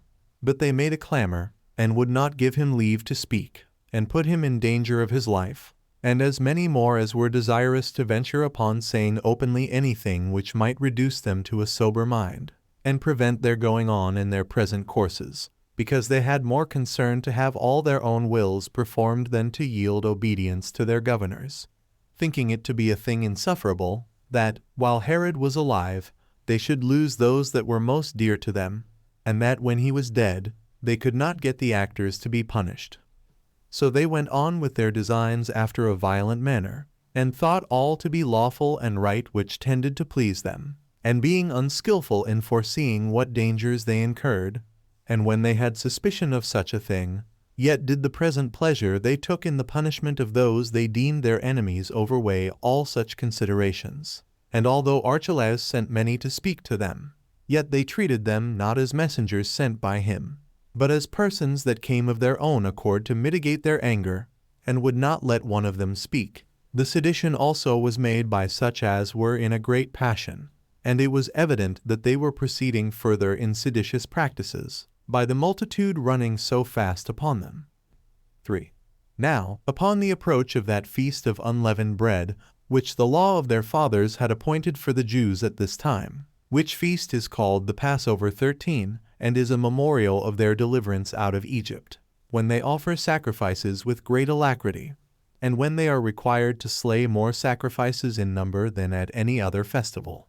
And when an innumerable multitude came thither out of the country, nay, from beyond its limits also, in order to worship God, the seditious lamented Judas and Matthias, those teachers of the laws, and kept together in the temple, and had plenty of food, because these seditious persons were not ashamed to beg it.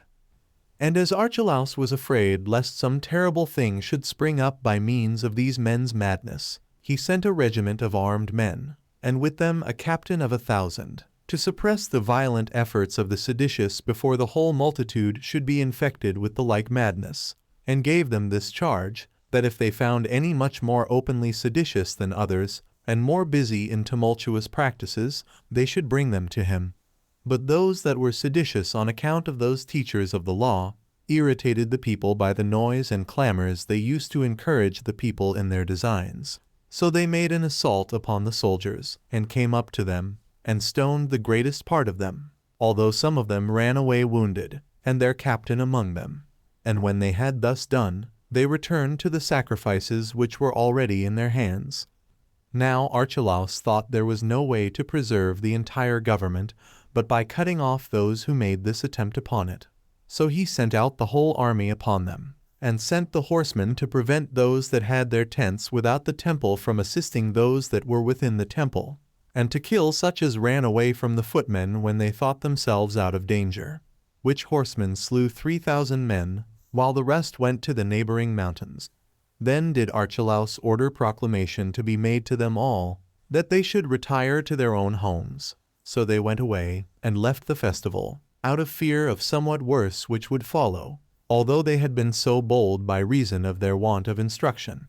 So Archelaus went down to the sea with his mother, and took with him Nicolaus and Ptolemy, and many others of his friends, and left Philip his brother as governor of all things belonging both to his own family and to the public.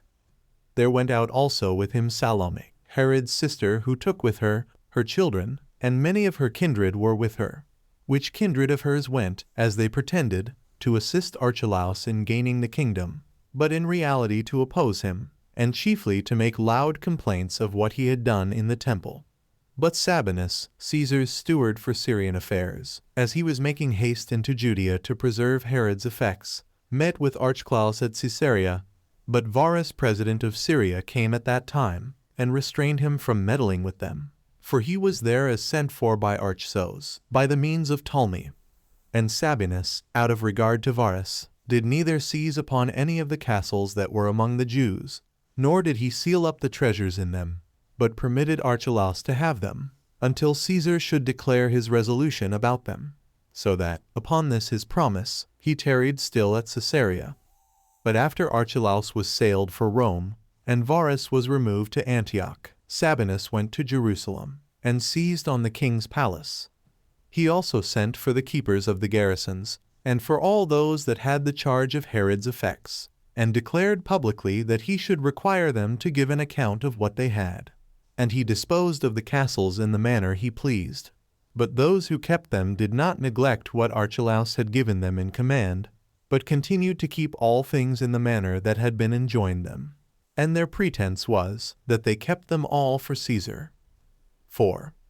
At the same time also did Antipas, another of Herod's sons, sail to Rome, in order to gain the government, being buoyed up by Salome with promises that he should take that government, and that he was a much honester and fitter man than Archelaus for that authority, since Herod had, in his former testament, deemed him the worthiest to be made king, which ought to be esteemed more valid than his latter testament. Antipas also brought with him his mother, and Ptolemy the brother of Nicolaus, one that had been Herod's most honored friend, and was now zealous for Antipas. But it was Irenaeus the orator, and one who, on account of his reputation for sagacity, was entrusted with the affairs of the kingdom, who most of all encouraged him to attempt to gain the kingdom, by whose means it was that when some advised him to yield to Archelaus as to his elder brother, and who had been declared king by their father's last will, he would not submit so to do. And when he was come to Rome, all his relations revolted to him, not out of their good will to him, but out of their hatred to Archelaus, though indeed they were most of all desirous of gaining their liberty, and to be put under a Roman governor. But if there were too great an opposition made to that, they thought Antipas preferable to Archelaus, and so joined with him, in order to procure the kingdom for him. Sabinus also, by letters, accused Archelaus to Caesar. 5. Now when Archelaus had sent in his papers to Caesar, wherein he pleaded his right to the kingdom, and his father's testament, with the accounts of Herod's money, and with Ptolemy, who brought Herod's seal, he so expected the event. But when Caesar had read these papers, and Varus's and Sabinus's letters, with the accounts of the money, and what were the annual incomes of the kingdom, and understood that Antipas had also sent letters to lay claim to the kingdom, he summoned his friends together, to know their opinions, and with them Caius, the son of Agrippa, and of Julia his daughter, whom he had adopted, and took him, and made him sit first of all, and desired such as pleased to speak their minds about the affairs now before them. Now Antipater, Salome's son, a very subtle orator, and a bitter enemy to Archelaus, spake first to this purpose, that it was ridiculous in Archelaus to plead now to have the kingdom given him, since he had, in reality, taken already the power over it to himself, before Caesar had granted it to him, and appealed to those bold actions of his, in destroying so many at the Jewish festival. And if the men had acted unjustly, it was but fit the punishing of them should have been reserved to those that were out of the country, but had the power to punish them, and not been executed by a man that, if he pretended to be a king, he did an injury to Caesar, by usurping that authority before it was determined for him by Caesar. But if he owned himself to be a private person, his case was much worse, since he who was putting in for the kingdom could by no means expect to have that power granted him, of which he had already deprived Caesar by taking it to himself. He also touched sharply upon him, and appealed to his changing the commanders in the army, and his sitting in the royal throne beforehand, and his determination of lawsuits, all done as if he were no other than a king. He appealed also to his concessions to those that petitioned him on a public account, and indeed doing such things, than which he could devise no greater if he had been already settled in the kingdom by Caesar. He also ascribed to him the releasing of the prisoners that were in the hippodrome, and many other things, that either had been certainly done by him, or were believed to be done, and easily might be believed to have been done, because they were of such a nature as to be usually done by young men, and by such as, out of a desire of ruling, seize upon the government too soon. He also charged him with his neglect of the funeral mourning for his father, and with having merry meetings the very night in which he died, and that it was thence the multitude took the handle of raising a tumult.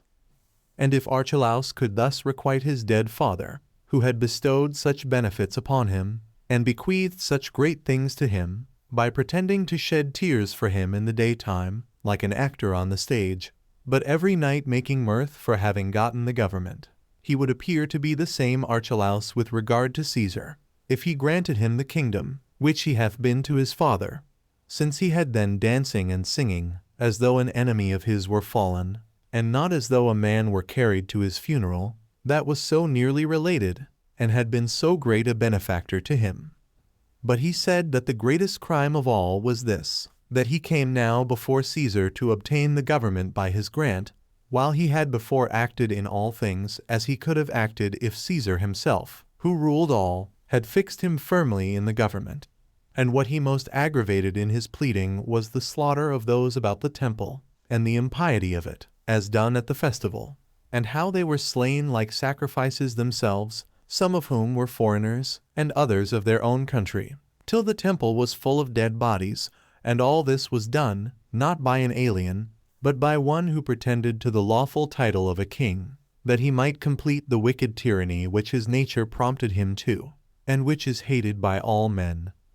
On which account his father never so much as dreamed of making him his successor in the kingdom, when he was of a sound mind, because he knew his disposition, and in his former and more authentic testament, he appointed his antagonist Antipas to succeed.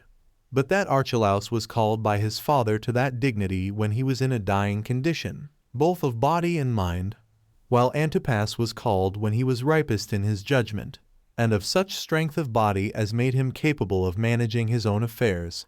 And if his father had the like notion of him formerly that he hath now showed, yet hath he given a sufficient specimen what a king he is likely to be, when he hath in effect deprived Caesar of that power of disposing of the kingdom, which he justly hath, and hath not abstained from making a terrible slaughter of his fellow citizens in the temple, while I was but a private person. 6. So when Antipater had made this speech, and had confirmed what he had said by producing many witnesses from among Archelaus's own relations, he made an end of his pleading. Upon which Nicolaus arose up to plead for Archelaus, and said, that what had been done at the temple was rather to be attributed to the mind of those that had been killed, than to the authority of Archelaus. For that those who were the authors of such things are not only wicked in the injuries they do of themselves, but in forcing sober persons to avenge themselves upon them. Now it is evident that what these did in way of opposition was done under pretense, indeed, against Archelaus, but in reality against Caesar himself. For they, after an injurious manner, attacked and slew those who were sent by Archelaus, and who came only to put a stop to their doings.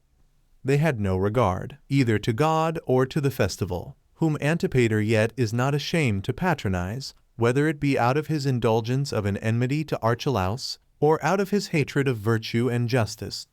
For as to those who begin such tumults, and first set about such unrighteous actions, they are the men who force those that punish them to betake themselves to arms even against their will. So that Antipater in effect ascribes the rest of what was done to all those who were of counsel to the accusers. For nothing which is here accused of injustice has been done but what was derived from them as its authors. Nor are those things evil in themselves, but so represented only in order to do harm to Archelaus. Such is these men's inclination to do an injury to a man that is of their kindred, their father's benefactor, and familiarity acquainted with them, and that hath ever lived in friendship with them. For that, as to this testament, it was made by the king when he was of a sound mind, and so ought to be of more authority than his former testament. and that for this reason, because Caesar is therein left to be the judge and disposer of all therein contained. And for Caesar, he will not, to be sure, at all imitate the unjust proceedings of those men, who, during Herod's whole life, had on all occasions been joint partakers of power with him, and yet do zealously endeavor to injure his determination, while they have not themselves had the same regard to their kinsmen which Archelaus had. Caesar will not therefore disannul the testament of a man whom he had entirely supported, of his friend and confederate, and that which is committed to him in trust to ratify. Nor will Caesar's virtuous and upright disposition, which is known and uncontested through all the habitable world, imitate the wickedness of these men in condemning a king as a madman, and as having lost his reason, while he hath bequeathed the succession to a good son of his, and to one who flies to Caesar's upright determination for refuge.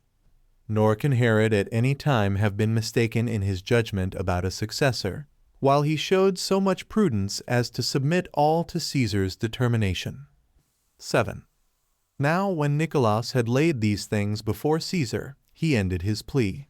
Whereupon Caesar was so obliging to Archelaus, that he raised him up when he had cast himself down at his feet, and said that he well deserved the kingdom. And he soon let them know that he was so far moved in his favor, that he would not act otherwise than his father's testament directed, and then was for the advantage of Archelaus. However, while he gave this encouragement to Archelaus to depend on him securely, he made no full determination about him, and when the assembly was broken up, he considered by himself whether he should confirm the kingdom to Archelaus, or whether he should part it among all Herod's posterity, and this because they all stood in need of much assistance to support them. Chapter 10. A sedition against Sabinus, and how Varus brought the authors of it to punishment.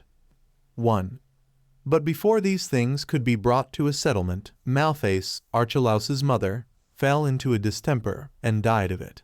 And letters came from Varus, the president of Syria, which informed Caesar of the revolt of the Jews. For after Archelaus was sailed, the whole nation was in a tumult. So Varus, since he was there himself, brought the authors of the disturbance to punishment. And when he had restrained them for the most part from this sedition, which was a great one, he took his journey to Antioch, leaving 1 legion of his army at Jerusalem to keep the Jews quiet, who were now very fond of innovation. Yet did not this at all avail to put an end to that their sedition. For after Varus was gone away, Sabinus, Caesar's procurator, stayed behind, and greatly distressed the Jews, relying on the forces that were left there that they would by their multitude protect him. For he made use of them, and armed them as his guards, thereby so oppressing the Jews, and giving them so great disturbance, that at length they rebelled. For he used force in seizing the citadels, and zealously pressed on the search after the king's money, in order to seize upon it by force, on account of his love of gain and his extraordinary covetousness. 2. But on the approach of Pentecost, which is a festival of ours, so called from the days of our forefathers, a great many 10,000s of men got together. Nor did they come only to celebrate the festival, but out of their indignation at the madness of Sabinus, and at the injuries he offered them. A great number there was of Galileans and Idumeans, and many men from Jericho, and others who had passed over the river Jordan, and inhabited those parts. This whole multitude joined themselves to all the rest, and were more zealous than the others in making an assault on Sabinus, in order to be avenged on him. So they parted themselves into 3 bands, and encamped themselves in the places following. Some of them seized on the hippodrome, and of the other 2 bands, 1 pitched themselves from the northern part of the temple to the southern, on the east quarter. But the 3rd band held the western part of the city, where the king's palace was. Their work tended entirely to besiege the Romans, and to enclose them on all sides. Now Sabinus was afraid of these men's number, and of their resolution, who had little regard to their lives, but were very desirous not to be overcome, while they thought it a point of puissance to overcome their enemies. So he sent immediately a letter to Varus, and, as he used to do, was very pressing with him, and entreated him to come quickly to his assistance, because the forces he had left were in imminent danger, and would probably, in no long time, be seized upon and cut to pieces. while he did himself get up to the highest tower of the fortress Phasaelus, which had been built in honor of Phasaelus, King Herod's brother, and called so when the Parthians had brought him to his death. 14. So Sabinus gave thence a signal to the Romans to fall upon the Jews, although he did not himself venture so much as to come down to his friends, and thought he might expect that the others should expose themselves first to die on account of his avarice. However, the Romans ventured to make a sally out of the place, and a terrible battle ensued, wherein, though it is true the Romans beat their adversaries, yet were not the Jews daunted in their resolutions, even when they had the sight of that terrible slaughter that was made of them.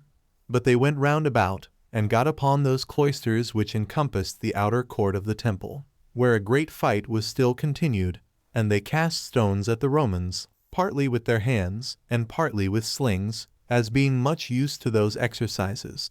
All the archers also in array did the Romans a great deal of mischief, because they used their hands dexterously from a place superior to the others, and because the others were at an utter loss what to do. For when they tried to shoot their arrows against the Jews upwards, these arrows could not reach them, insomuch that the Jews were easily too hard for their enemies. And this sort of fight lasted a great while, till at last the Romans, who were greatly distressed by what was done, set fire to the cloisters so privately, that those that were gotten upon them did not perceive it. This fire 15 being fed by a great deal of combustible matter, caught hold immediately on the roof of the cloisters. So the wood, which was full of pitch and wax, and whose gold was laid on it with wax, yielded to the flame presently, and those vast works, which were of the highest value and esteem, were destroyed utterly, while those that were on the roof unexpectedly perished at the same time. For as the roof tumbled down, some of these men tumbled down with it, and others of them were killed by their enemies who encompassed them. There was a great number more, who, out of despair of saving their lives, and out of astonishment at the misery that surrounded them, did either cast themselves into the fire, or threw themselves upon their swords, and so got out of their misery. But as to those that retired behind the same way by which they ascended, and thereby escaped, they were all killed by the Romans, as being unarmed men, and their courage failing them, their wild fury being now not able to help them, because they were destitute of armor, insomuch that of those that went up to the top of the roof, not one escaped. The Romans also rushed through the fire, where it gave them room so to do, and seized on that treasure where the sacred money was reposited, a great part of which was stolen by the soldiers, and Sabinus got openly 400 talents. 3.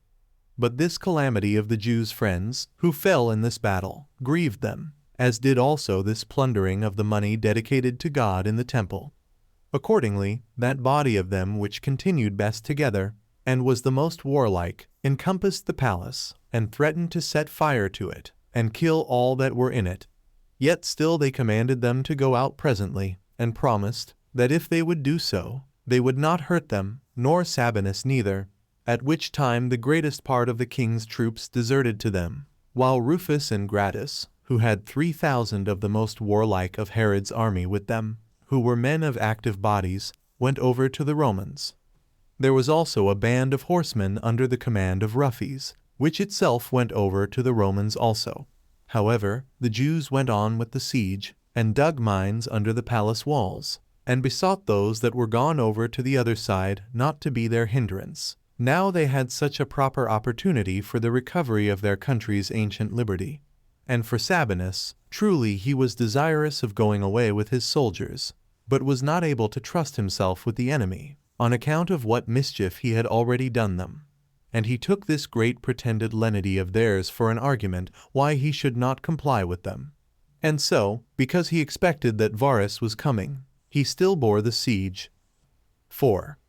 Now at this time there were 10,000 other disorders in Judea, which were like tumults, because a great number put themselves into a warlike posture, either out of hopes of gain to themselves, or out of enmity to the Jews. In particular, 2,000 of Herod's old soldiers, who had been already disbanded, got together in Judea itself, and fought against the king's troops, although Josephus, Herod's first cousin, opposed them. But as he was driven out of the plains into the mountainous parts by the military skill of those men, he kept himself in the fastnesses that were there, and saved what he could. 5. There was also Judas, 16, the son of that Ezekias who had been head of the robbers, which Ezekias was a very strong man, and had with great difficulty been caught by Herod. This Judas, having gotten together a multitude of men of a profligate character about Sepphoris in Galilee, made an assault upon the palace there, and seized upon all the weapons that were laid up in it, and with them armed every one of those that were with him, and carried away what money was left there. And he became terrible to all men, by tearing and rending those that came near him, and all this in order to raise himself, and out of an ambitious desire of the royal dignity. And he hoped to obtain that as the reward not of his virtuous skill in war, but of his extravagance in doing injuries.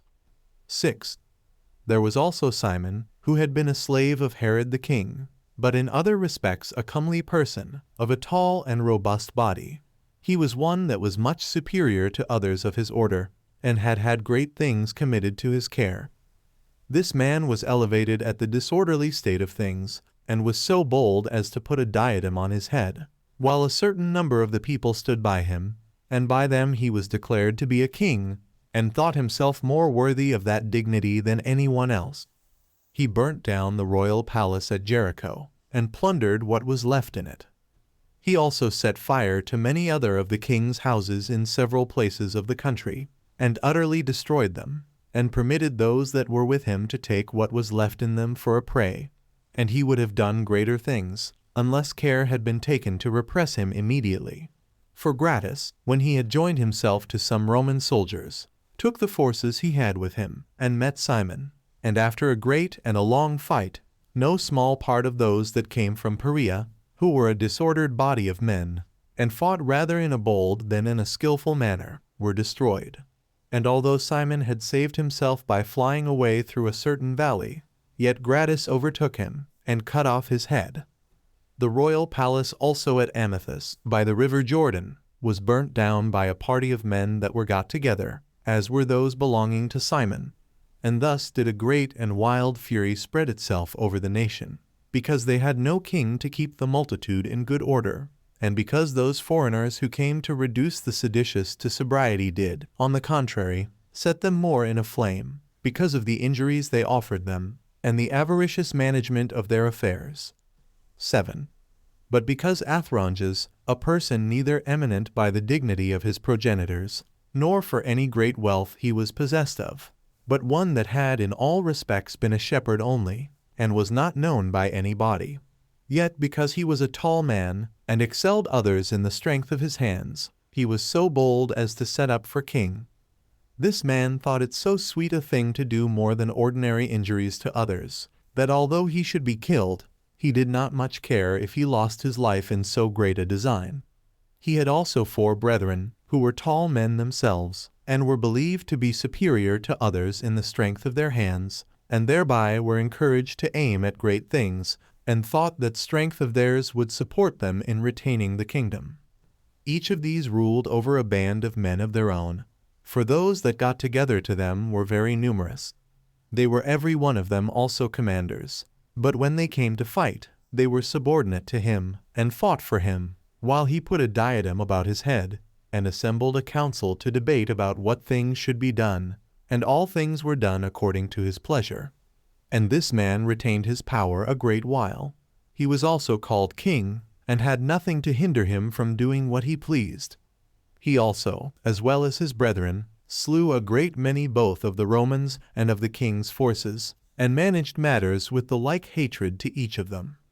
The king's forces they fell upon, because of the licentious conduct they had been allowed under Herod's government, and they fell upon the Romans, because of the injuries they had so lately received from them.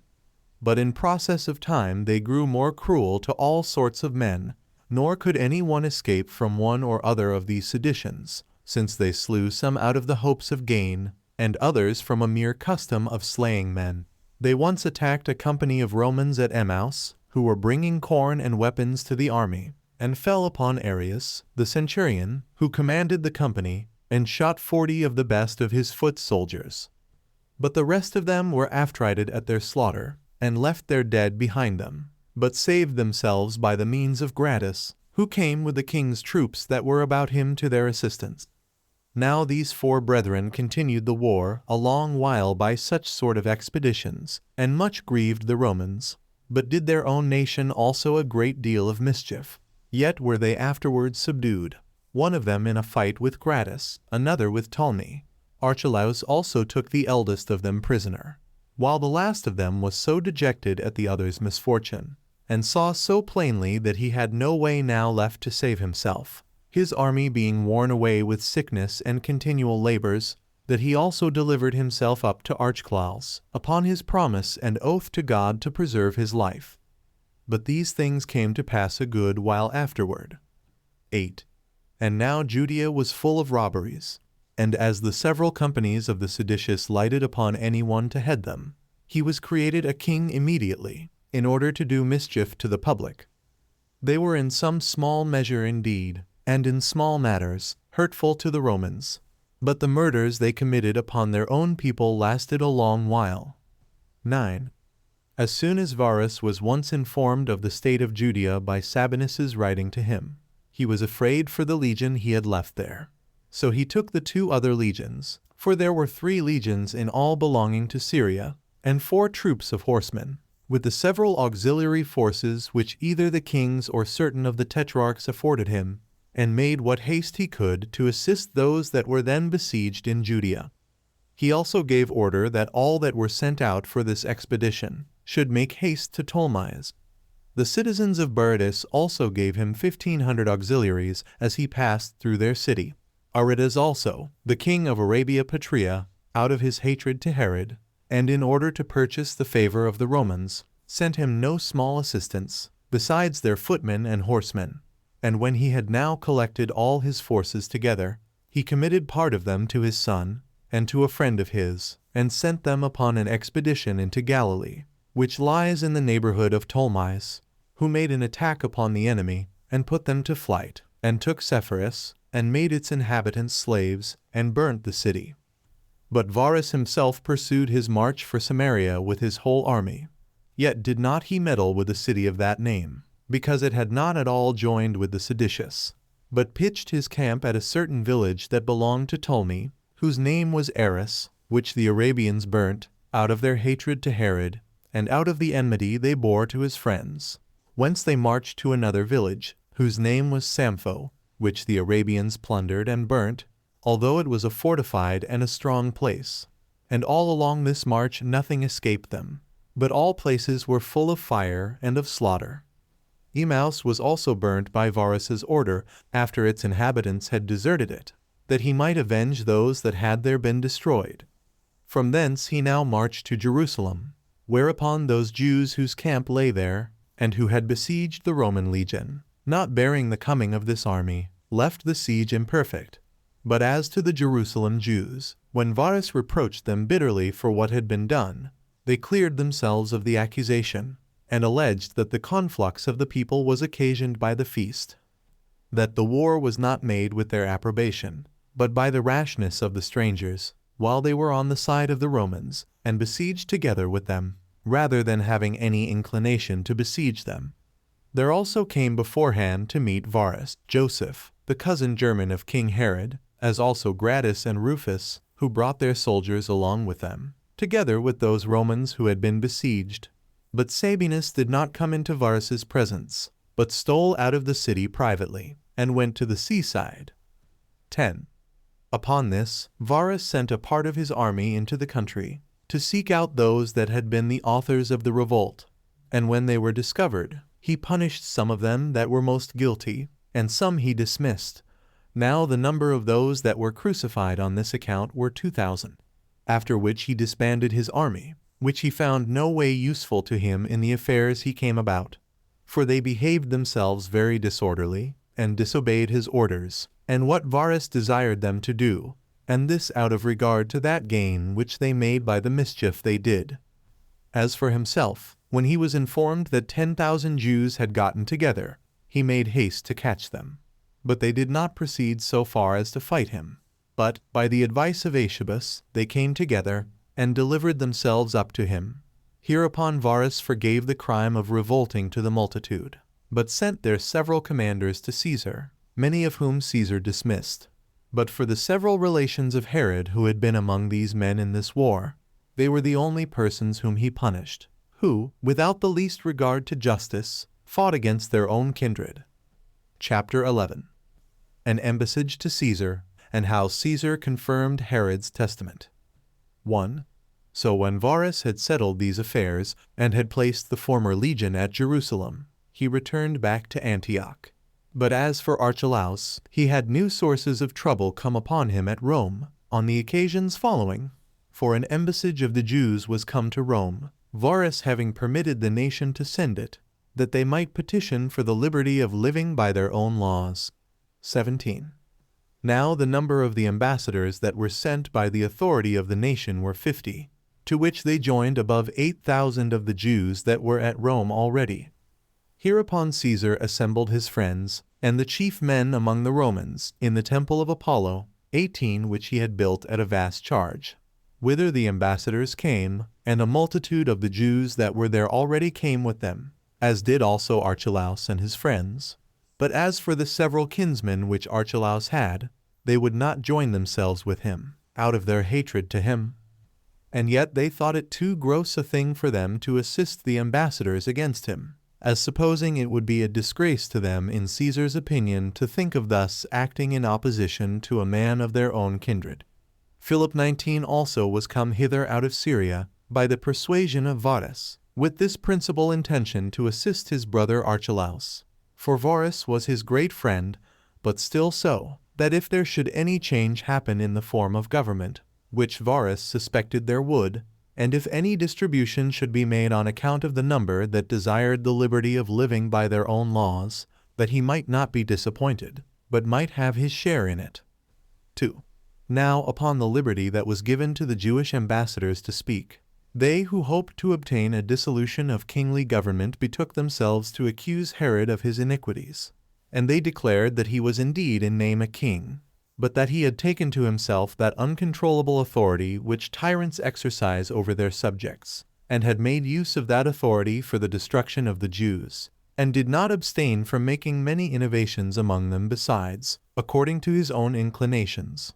And that whereas there were a great many who perished by that destruction he brought upon them, so many indeed as no other history relates, they that survived were far more miserable than those that suffered under him, not only by the anxiety they were in from his looks and disposition towards them, but from the danger their estates were in of being taken away by him. But he did never leave off adorning these cities that lay in their neighborhood, but were inhabited by foreigners, but so that the cities belonging to his own government were ruined, and utterly destroyed, that whereas, when he took the kingdom, it was in an extraordinary flourishing condition, he had filled the nation with the utmost degree of poverty, and when, upon unjust pretenses, he had slain any of the nobility, he took away their estates, and when he permitted any of them to live, he condemned them to the forfeiture of what they possessed. And besides the annual impositions which he laid upon every one of them, they were to make liberal presents to himself, to his domestics and friends, and to such of his slaves as were vouchsafed the favor of being his tax-gatherers, because there was no way of obtaining a freedom from unjust violence without giving either gold or silver for it. That they would say nothing of the corruption of the chastity of their virgins, and the reproach laid on their wives for incontinency, and those things acted after an insolent and inhuman manner, because it was not a smaller pleasure to the sufferers to have such things concealed, than it would have been not to have suffered them. That Herod had put such abuses upon them as a wild beast would not have put on them, if he had power given him to rule over us, and that although their nation had passed through many subversions and alterations of government, their history gave no account of any calamity they had ever been under, that could be compared with this which Herod had brought upon their nation. That it was for this reason that they thought they might justly and gladly salute Archelaus as king, upon this supposition, that whosoever should be set over their kingdom, he would appear more mild to them than Herod had been, and that they had joined with him in the mourning for his father, in order to gratify him, and were ready to oblige him in other points also. if they could meet with any degree of moderation from him.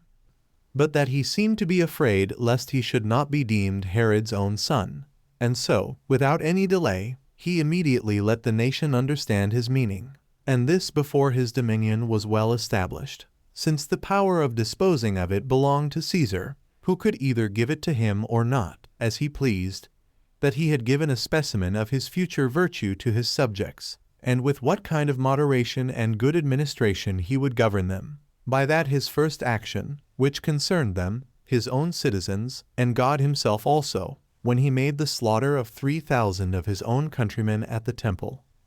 How then could they avoid the just hatred of him, who, to the rest of his barbarity, hath added this as one of our crimes, that we have opposed and contradicted him in the exercise of his authority? Now the main thing they desired was this, that they might be delivered from kingly and the like forms of government, 20, and might be added to Syria, and be put under the authority of such presidents of theirs as should be sent to them, for that it would thereby be made evident, whether they be really a seditious people, and generally fond of innovations, or whether they would live in an orderly manner, if they might have governors of any sort of moderation set over them. 3. Now when the Jews had said this, Nicolaus vindicated the kings from those accusations, and said, that as for Herod, since he had never been thus accused all the time of his life, it was not fit for those that might have accused him of lesser crimes than those now mentioned, and might have procured him to be punished during his lifetime, to bring an accusation against him now he is dead. He also attributed the actions of Archelaus to the Jews' injuries to him, who, affecting to govern contrary to the laws, and going about to kill those that would have hindered them from acting unjustly, when they were by him punished for what they had done, made their complaints against him.